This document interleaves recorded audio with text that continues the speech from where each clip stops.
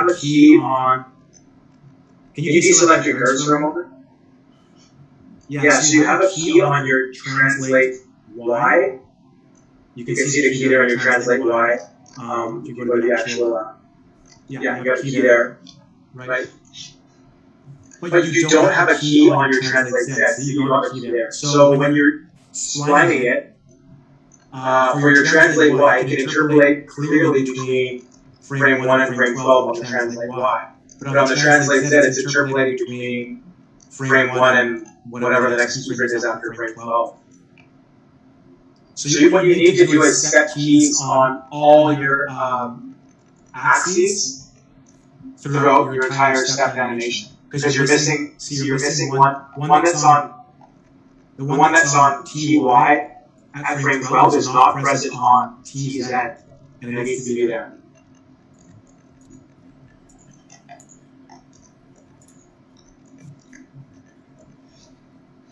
Okay. Yeah.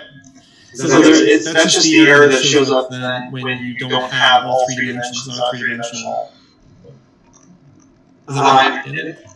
By error, you mean what you're seeing in your workspace not being reflected properly? Yeah, so like, I'm just trying to think like, how can I remember that? Because it's such an unusual thing. I suppose I'll just... Well, it's not really that unusual if you know, like, basically when you're working in steps, like I'm not sure how you were setting your keys. Were you selecting were you always selecting TY? And I think we're leaving auto.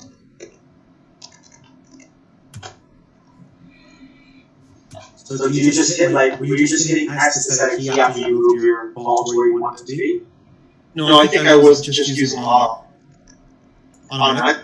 Okay, so you're moving, okay. Yeah, just... I'm doing it manually.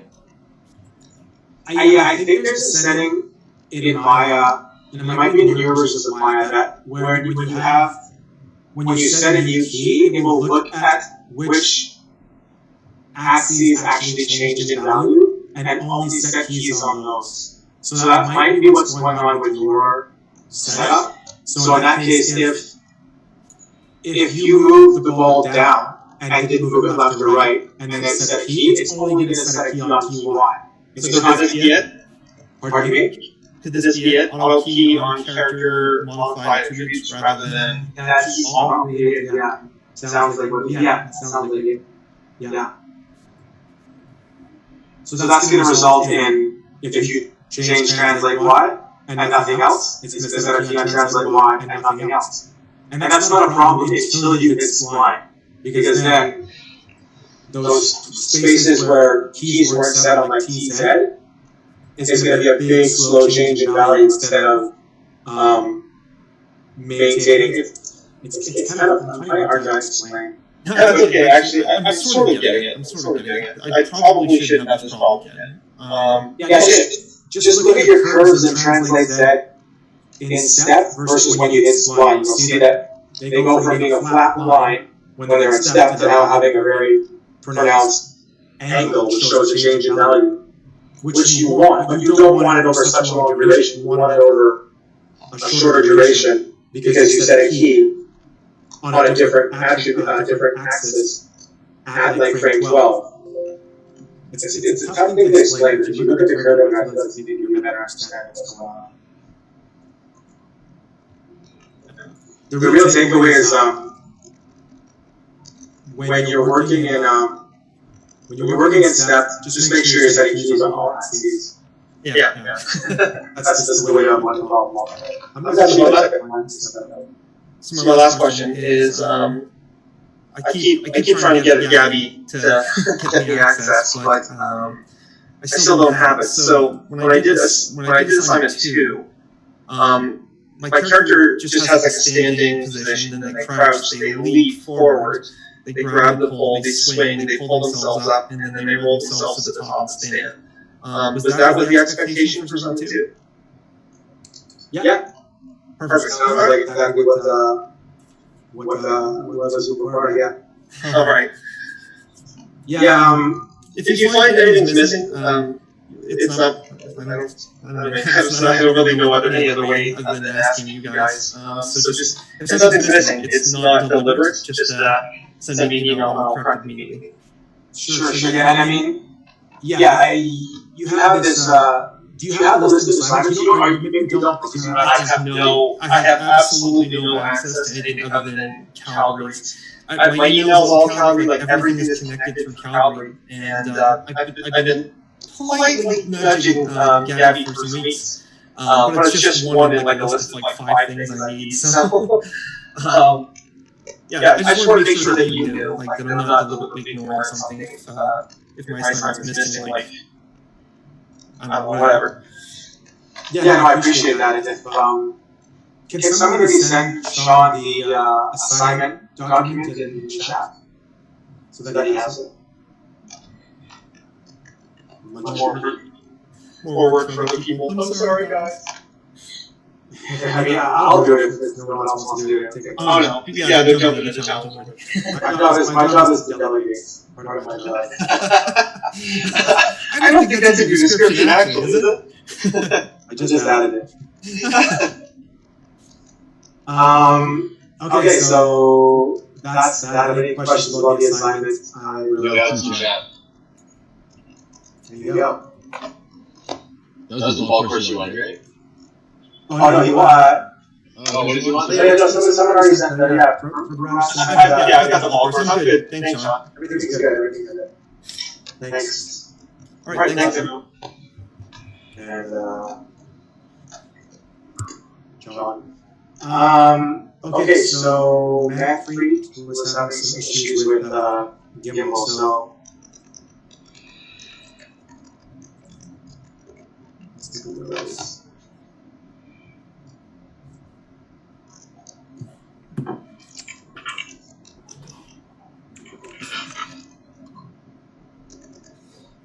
I tried for about, I think, 2 or 3 hours. Couldn't get it. So I just want to be clear on exactly where you're having the problem. So let me just.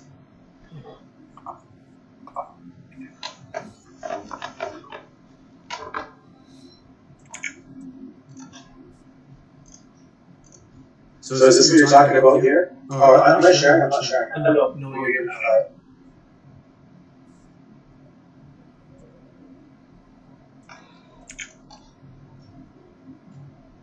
Yeah, arms are okay. Is there arm doing it too? Yes. If you open the graph editor, you can see that the graph. I had a look over it. So this is a gimbal issue. For those of you, this is kind of like helpful for everyone. Everyone might want to listen in. Gimbal lock is something you'll run into sometimes. It usually looks like this. It has to do with rotation axes overlapping with one another. I'm not going to get too technically into the technical because I don't fully understand it myself, but I have a book that explains it in kind of layman's terms. And it's kind of summarized as when 2 axes overlap, they cause odd interpolation. So all we want to see is this left arm going from hanging down to being lifted above his head. And that should be happening over 4 frames, meaning frame 15 and frame 19. But what is actually happening with the scrub is the arm is going into his body and then reaching above. And that's because of gimbal. So the first thing I usually do when I run into gimbal is there's a tool you can run, a command you can run that sort of just sometimes just fixes it. So that tool is called the Euler filter, or sometimes pronounced Euler filter. So if you go into your graph editor and you go up to curves, you have this Euler filter thing here. Okay. And when you click it, it will change your curves. So I don't know if you notice, you'll see like, the rotate Z actually changed. And I'm not sure if it actually only affects curves. And I don't think it only affects curves just like, I think as long as you just select the control, it runs on everything. So I don't have to translate. Yeah, okay. So you just have to have the control selected. You run the Euler filter, it changes. So basically what I think is what it does is that it tries to, it looks at how, it looks at interpolation, what's happening between keys, and tries to simplify that. And sometimes that results in cleaner interpolation. So in this case, you will know if it works if the arm just naturally rises above the head. It doesn't always work though. So let's see if it works. Yeah, so it didn't work in this case. So in this particular case, you have to get in there and kind of do it more in a manual sense. So we know we want the arm to rise above his head. So it should really just be a simple one-axis rotation in, I think, probably Z. But if we look at our curves here, we have rotations happening in all these three axes. It seems like too much for such a simple rotation.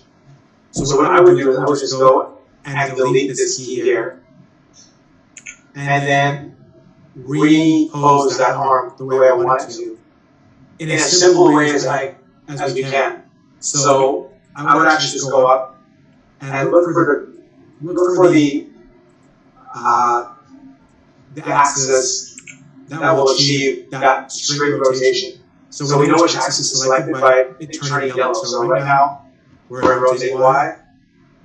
That's the one we're going to want. Rotate X is that way, and rotate Z is that way. So the yellow one is the one you want to be, this is how you know which one is the one that's active. So rotate Y, we can just go like so. And then if we look at our graph editor, we'll see that we only have keys for rotate Y. Or at least the only keys that are changing are rotate Y. So now when we scrub up, we're not getting all these other axes conflicting with one another. So this is part of the reason, this is another reason why when you select the forearm on the beefy rig, there's only one axis to select. It's a smart way of building the rig because not only is it that the elbow can only bend in that one axis anyway, it's also the case that building this elbow with only one axis prevents you from ever having gimbal lock. You can't get gimbal lock when you have a control that's only got one axis of rotation.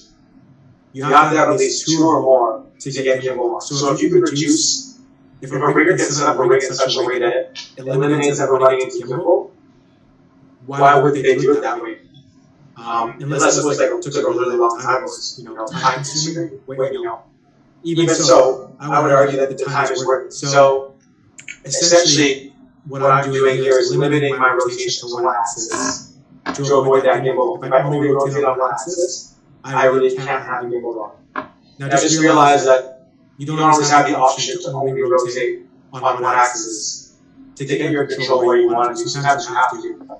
And in that case, sometimes you just have to find other, clever ways to get your arm where you want it to, if that's what you're dealing with.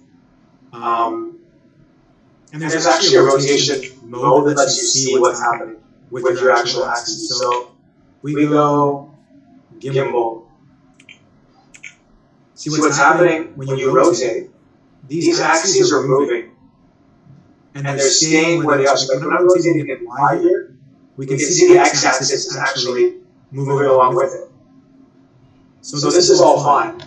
But once we see this x-axis and this z-axis start to overlap, that's when we run into trouble. So if we set the rotation like so, and then we start rotating on Z and on X, that's going to start confusing Maya. It's going to be like, oh, these two axes are rotating on the same axis. How am I going to interpolate that? It gets confused. That's the very basic way of explaining it. So Yeah, basically, if you want to avoid gimbal, another way to do that is to set your rotation mode to gimbal. So the way I'm doing that is I'm holding down E, that's the rotation toggle, and then left clicking on the control that I'm rotating. And then you have your world, your object. These are the two that I mainly use. And then you can use gimbal if you want. So gimbal will allow you to see if two axes are overlapping. You can never get that with local. See, with local, they're always going to stay equidistant from one another. You're never going to see the axes overlapping. Same with world mode. You're never going to see them overlapping. So that's the approach I would recommend. When you're rotating controls, try to limit your axes as much as possible. If you can do it in one, that's the best. That's kind of like I think it's basically 100% guarantee you're not going to have gimbal. But like I said, you don't always have the luxury of only rotating on one axis. You just can't get the control where you want it to be. So in that case, you have to figure out other ways to avoid those axes overlapping. So is gimbal kind of like what your rotation is like actually is? Yeah, essentially, it's where your axes actually are ending up. Yeah, so I personally don't like to work in that mode. I just, yeah, the reason I don't like to work in that mode is because you can't rotate on all axes at once. You can only actually rotate on one axis at once, which is sort of good, I guess. It's got pros and cons. It's slower. Like if I just want to wrench that shoulder into position, I really just want to be able to click in object or world mode and just get it there, right? Like I just want to put it there, or whatever. So you'd use object and world to like actually make the animation, then use gimbal to like just check if everything's all right? Yeah, you know what? To be honest, I don't run into gimbal that often, so my workflow doesn't really consist of having to change to gimbal and see what's going on. And even if I do run into some gimbal, that Euler filter usually fixes it. Like most of the time in my experience, it fixes it. I'm not sure if it has more effectiveness if a rig is set up in a better way. Like maybe the Euler filter didn't fix Manpreet's problem because the rig wasn't set up right. I don't know. But in the rigs I've worked at with professionally, I'd say at least 75% of the time, Euler filter fixes it.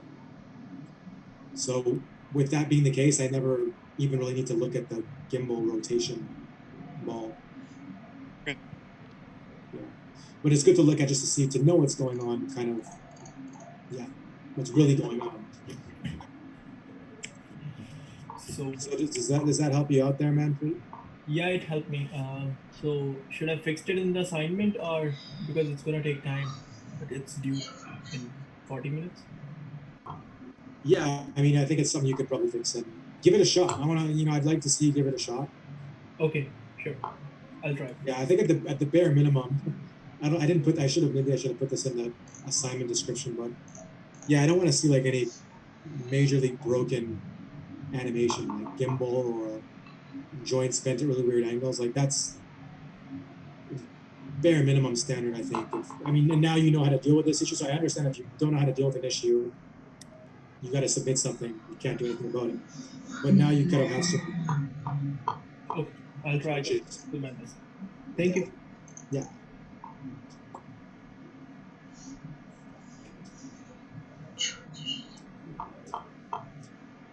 Just gonna grab my water.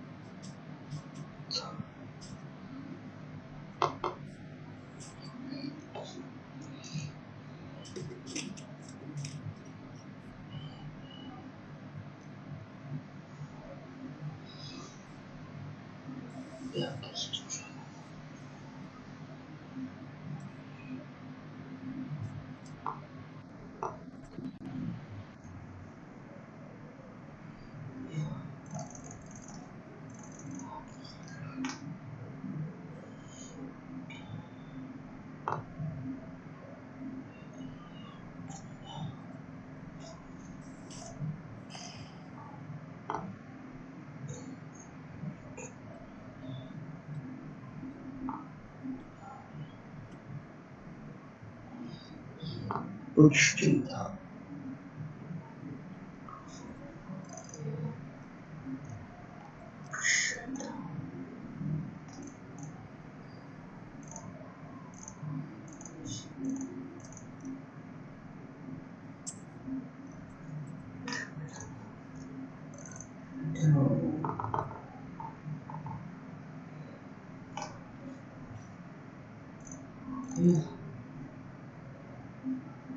你终于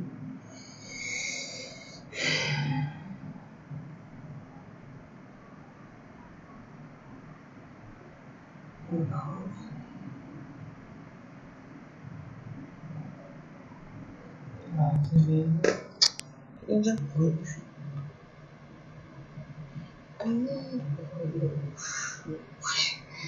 怎么走就走。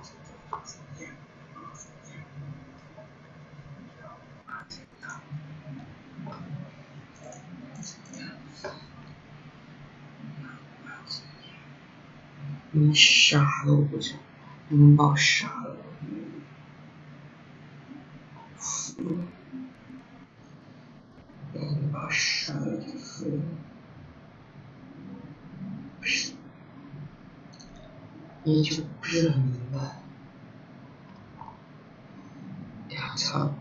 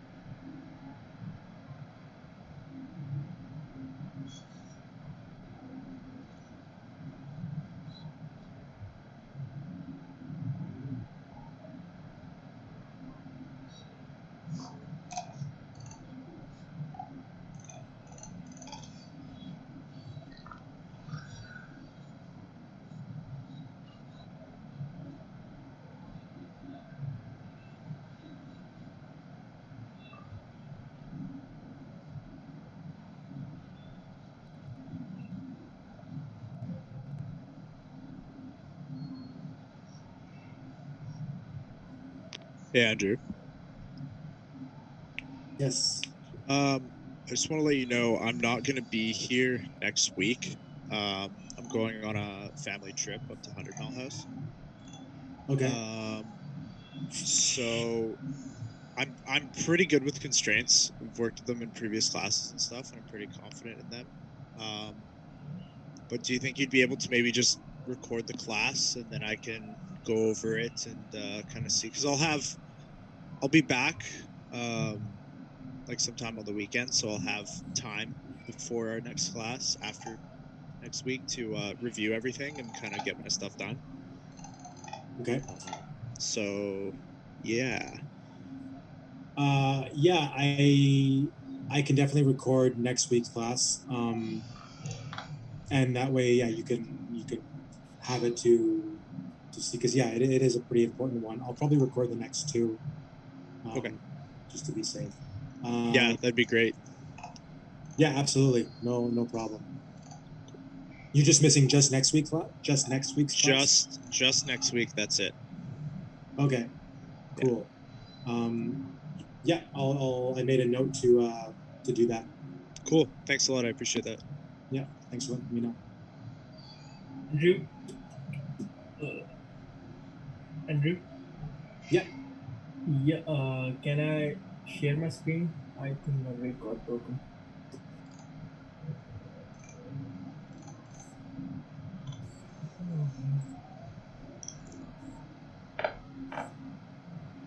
Okay. See the controllers? You know that their places. I don't know how they moved out.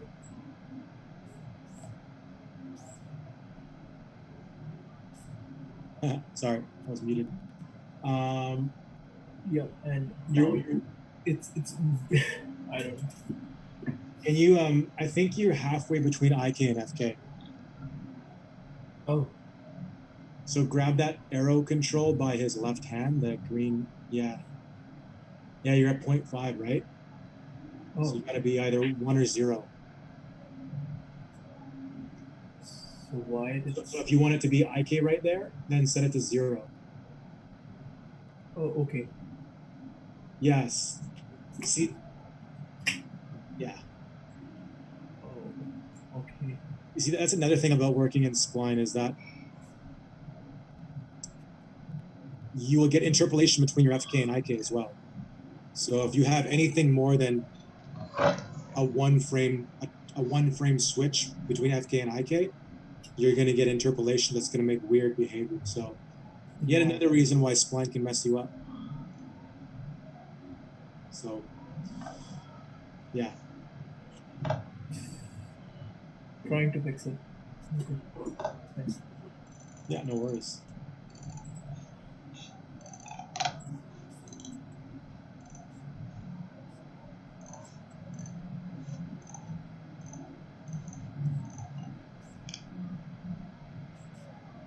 I know Paul Zeke does like a Spline workflow. I imagine you guys had him. Did you? Yeah, I had him last sem.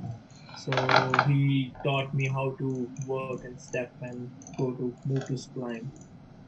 Oh, he taught you how to go from step to Spline? Yeah, he did every assignment, and he like encouraged us to start every assignment in step.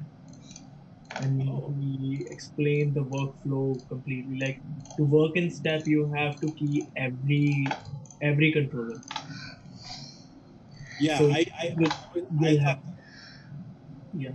I thought that he did his blocking in Spline now and was teaching that way. I think at some point he was doing that. Maybe he decided to switch, but okay, that's good.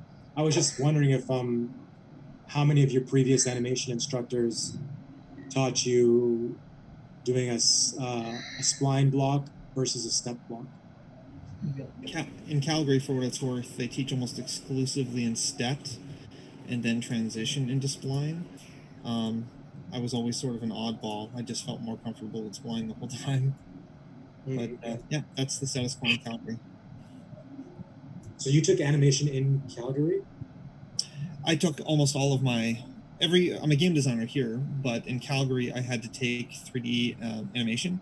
So I've actually skipped all of my game design classes and have took only 3D animation classes. So all of the 3D animation classes are required for my game design degree that are being taught out there I've already learned. So I'm just doing game stuff now in portfolio. Oh, okay, gotcha. They don't have any game animation class there, I guess. No. Actually, right now, I think I'm taking prerequisites for classes I'm already in, but because I have some experience, it's not a big deal. Okay, gotcha. Well, I hope this doesn't feel like you're retreading tons of ground you've already covered. In part. I'm actually learning a lot of different ways to do things, just because of we only had one predominant instructor, John Atienza. So the fact that I'm learning from other instructors is actually it's filling the holes, if that makes any sense for me. Yeah, I think VCAT is trying to develop a more cohesive kind of cohesive system. It's tough though. It's because we're all coming from very different parts of the industry, so it's like it's hard to just have a course pick up where the last one left off. Well, especially because I think there's game animation 1, 2, and 3, and then there's animation 1, 2, and 3, and there's game animation. So game animation kind of like is probably what the time it was to just kind of loop in with everything else.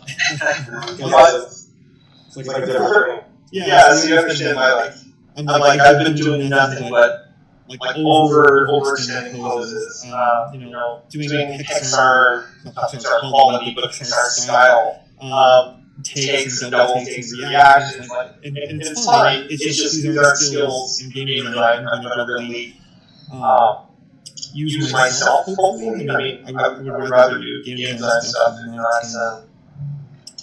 not animation. They're just nice things to have in my toolbox. No, it's a fair expectation from like the game animation class for sure.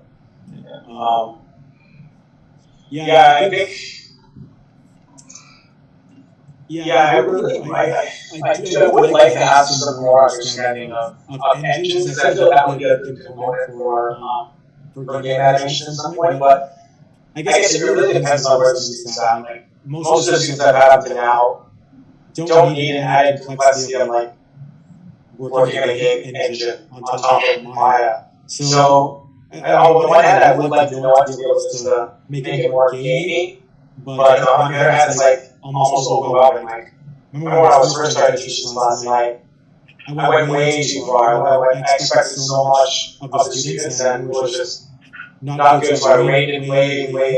Yeah, it seems to be the better approach. But then it's always a few students who are like, oh, can I have more like specific game stuff or like specific physical constraint stuff? And that's fine, but as long as I'm comfortable doing it. And there's two different classes I really want to mention stuff. They kind of SOL with me. Well, you might not know this, but in Calgary, they were actually teaching substance, all three substances, and ZBrush. So we were actually doing that environmental model 1.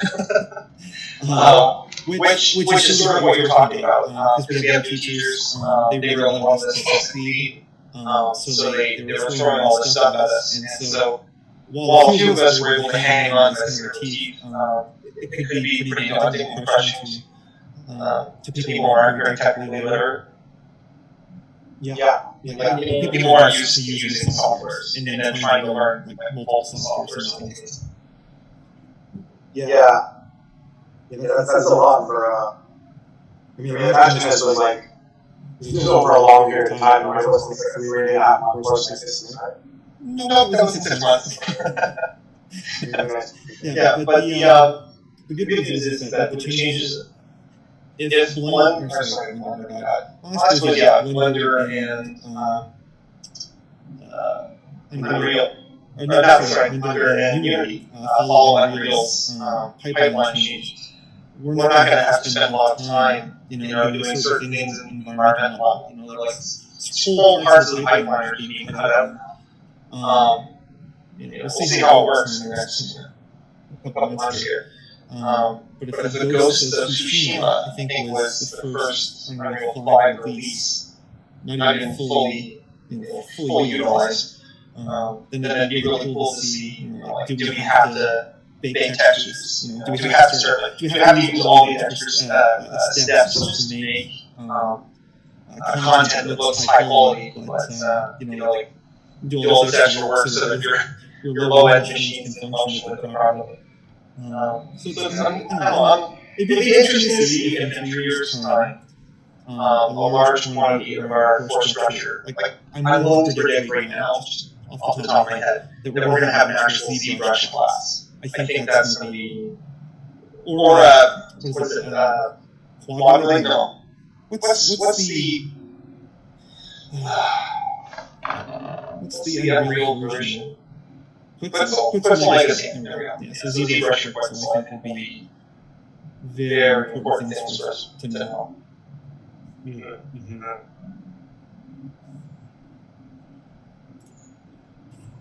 Yeah, is anybody out there playing Ghost of Tsushima? Speaking of which, I completely forgot that game came out like a few days ago.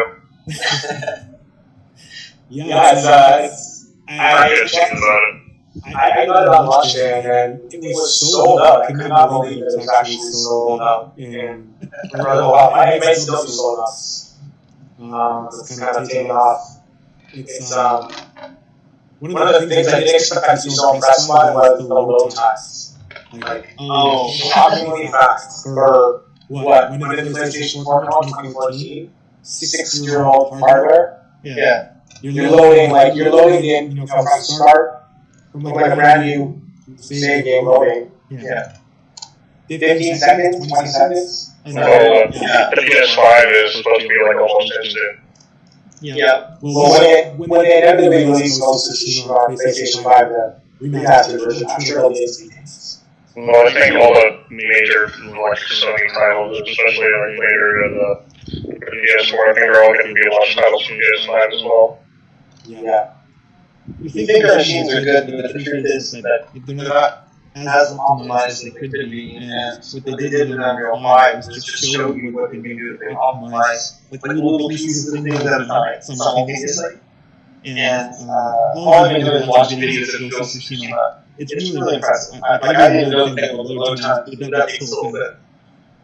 Oh, it's shocking. Like, usually I'll die. I'm like, okay, I'm going to go take a bathroom break, grab a drink of water. I did that. I went to get a drink of water, and I came back and I attacked like a mob of dudes. I thought I had a reason that I like didn't expect to load time. It's not the case, so it's kind of like a plus and minus. But really good game. It's definitely growing on me. It's kind of a slow burn. They use actually a little about swordsmanship. They actually seem to use stances and whatnot too. So like they did a pretty decent job at gamifying more realistic combat. Like there's a handful of games in the past that did it well, but I really like what I saw. So you're saying it's true that the water stance is better at fighting guys with shields? Well, it depends. If your water stance, I think, in Spanish is Costa del Pulpone. Like every continent has their own interpretation of what different stances do, and it depends on the weapons. Like so in Japan, most of your weapons are curved, so they focus more on slashing attacks. So it's really interesting to see like how these things come together. I kind of want to see like a gladiator version of Ghost of Tsushima. Guys in there with like little shields and bucklers. I think they did it awesome. There was that launch game for Xbox One.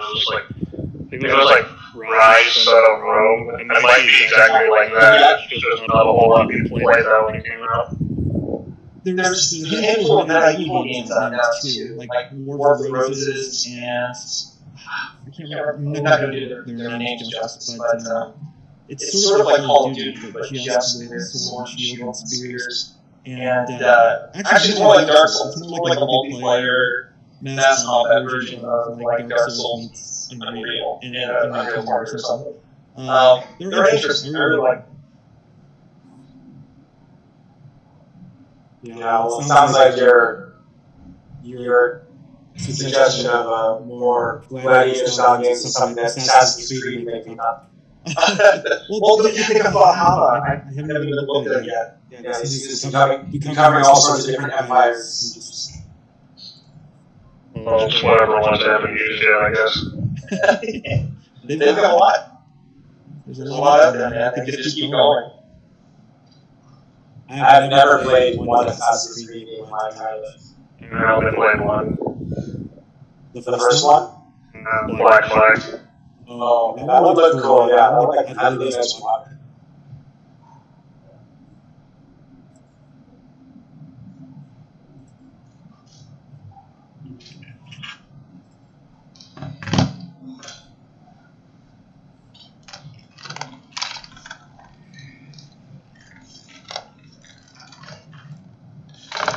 Trying to do something funky for the next assignment. Like it's, I don't know, it's the first time I've been able to get anything that's interesting to me anyway.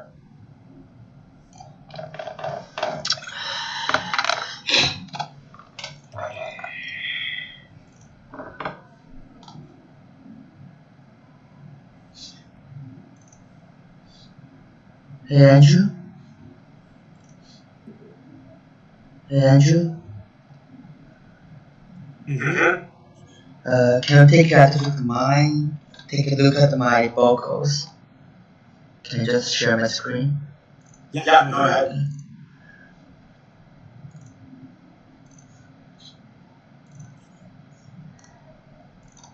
Okay.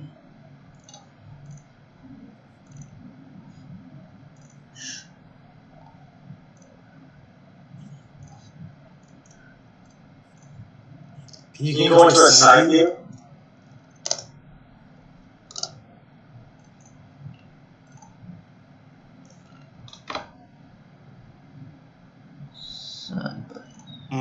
If you click the 4 panes one, one of those should be a side view. Or you can do that too. That was good. Yeah. And then if you hover over that window and hit spacebar, it'll make it the entire screen.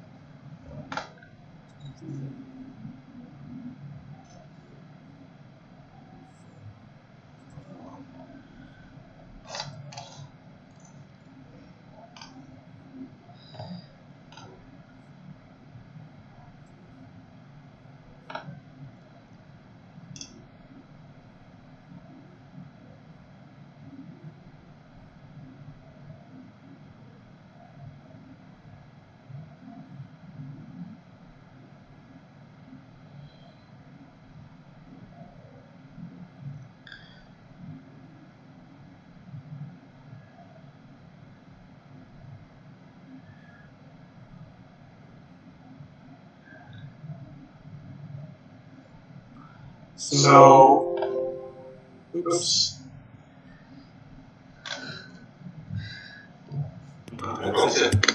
In the last 15 minutes before class is finished, I'd like to give you a couple of things. So, right when the ball is coming down this section here, it rotates in place. You see it?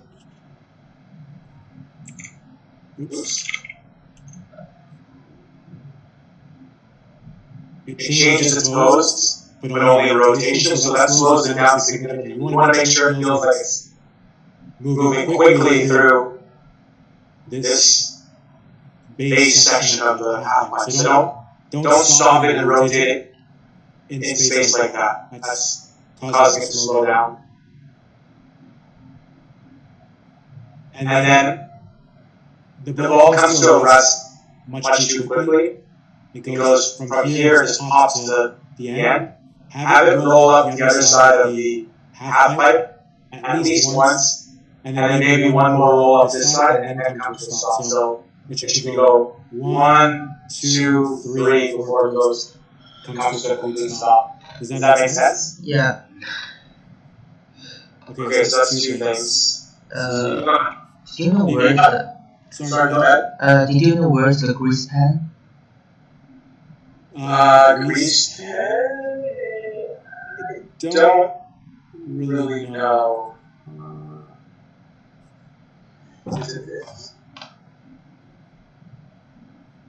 Yeah, you know, I don't use grease pencil in Maya, so yeah, you try that. No. Are you trying to, you want to try to figure out the spacing? Is that why you want to use grease pen? Yeah. Okay. Yeah, the tool I use is that ghosting tool, so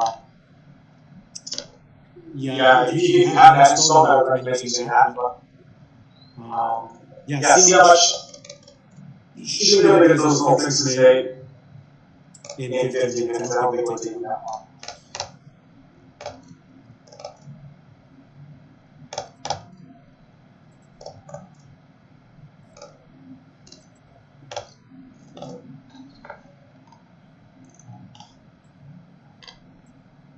And I got a question for assignment 2.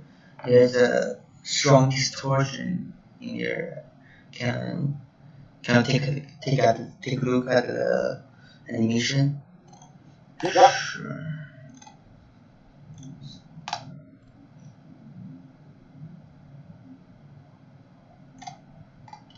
Okay.